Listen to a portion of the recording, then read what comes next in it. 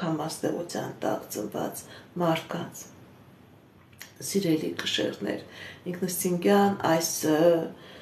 նորալուսինը, այս արևի խավարումը ամենաշատը 1000%-ով աստելու է ձեր վրա,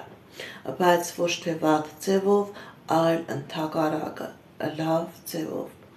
Ձեր մոտ լինելու է առաջ գնալու պրոցես, առողջացման պրոցես, նոր հնարավորություններ ձեռք բերելու պրոցես։ Գիտեք ինչ, դուք ոնց որ